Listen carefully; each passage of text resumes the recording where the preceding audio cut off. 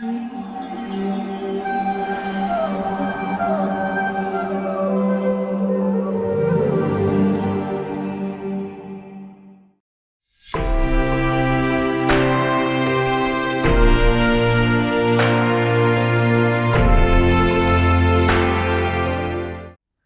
में से अधिकतर लोगों के मन में प्रश्न आता है कि जब हम चलते हैं, झाड़ू लगाते हैं, अग्नि जलाते हैं तो कई छोटे जीव मर जाते हैं, तो एक प्रकार की हिंसा हुई। तो ऐसे हिंसा से जो कर्म उत्पन्न होता है, पाप कर्म उत्पन्न होता है, उससे कैसे बचें? इसके बारे में मनुस्मृति है वर्णन करता है कि पंचसूना यानी कि 5 प्रकार की हिंसा वो कौन सी है, और गृहस्थों को ये 5 प्रकार की हिंसा है कौन से कार्य में होती है। तो जैसे श्लोक में बताया है, चूल्हा जलाते हम जब है, आटा पीसते हैं, झाड़ू लगाते हैं, कूटते हैं कोई वस्तु या पानी का घड़ा रखते हैं, तो कुछ जीव है मर जाते हैं। तो ये 5 प्रकार की हिंसा है दैनिक जीवन में होती है, और इस 5 प्रकार की हिंसा से बचने के लिए यानी कि उसके कर्मफल से बचने के लिए 5 प्रकार के यज्ञ है शास्त्रों में बताए गए हैं। तो मनुस्मृति आगे है पंच यज्ञ के बारे में बताती है। तो पंच यज्ञ के बारे में मनुस्मृति में लिखा है, अध्यापनम ब्रह्मयज्ञ, पितृयज्ञस्तु तर्पणम, होमो देवो बलिर्भूतो, नृयज्ञो अतिथि पूजनम।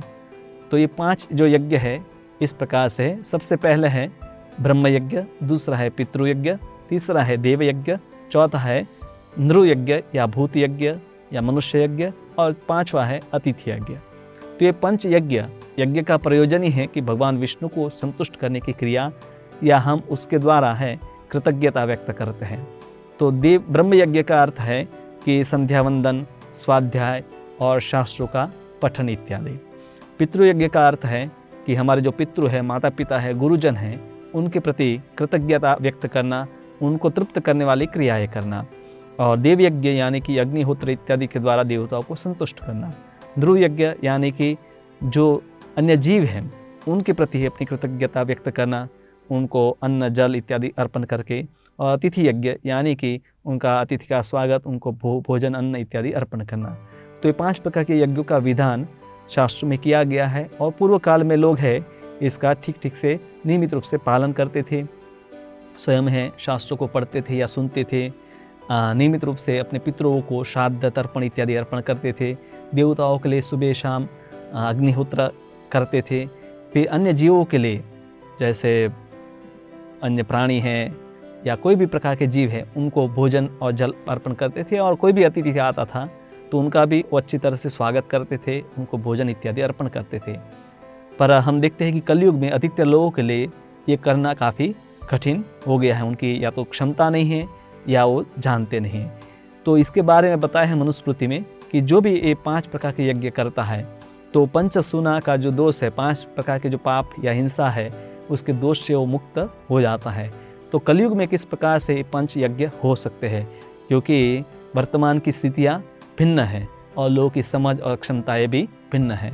तो श्रील प्रभुपाद जी बताते हैं कि कृष्ण भावनामृत है, उस पर ये जो क्रियाएँ होती है उसमें 5 यज्ञों की क्रियाएँ भी हो जाती है। जैसे कि हम सुबह उठकर या कभी भी दिन में है भगवद गीता या श्रीमद् भागवतम है उसका पाठ कर सकते हैं, उसको पढ़ सकते हैं, सुन सकते हैं।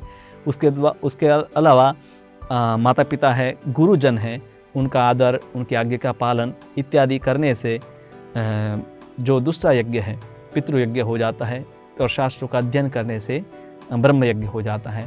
फिर हम हैं प्रसाद का वितरण, प्रसाद स्वयं भी लेते हैं, अन्य सगे संबंधी मित्रों को और अन्य जीवों को भी, चाहे वो चूहा है, बिल्ली है, कुत्ता है, सब वस्तु लोग जीवों को भी प्रसाद है बांटा जा सकता है।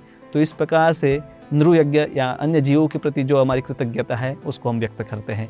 उसके अलावा जो अतिथियों का सत्कार भक्तों के लिए एक महत्वपूर्ण है कि कोई भी अतिथि आए तो उनको कृष्ण का प्रसाद, या कई व्यक्तियों को हम प्रसाद बांट कर भी है उनको लाभ दे सकते हैं। और महत्वपूर्ण सबसे कि संकीर्तन यज्ञ कलयुग में है, बताया है कलो तद हरि संकीर्तनात्, कलो तद हरि कीर्तनात्। ये कलयुग में हरि का जो कीर्तन है वही सर्वोत्तम यज्ञ है। तो जब हरि का कीर्तन करते हैं तो भगवान संतुष्ट होते हैं, और भगवान के अंश रूप जो देवता है वो भी संतुष्ट होते हैं। तो इस प्रकार से देव यज्ञ भी हो जाता है। तो कृष्ण भावनामृत का नियमित रूप से कोई व्यक्ति पालन करता है तो समझना चाहिए कि उन्होंने पांचों यज्ञों की जो क्रियाएं हैं वो कर ली है और उसी से वो दैनिक जीवन में होने वाले जो पाप कर्म है उससे मुक्त हो जाता है।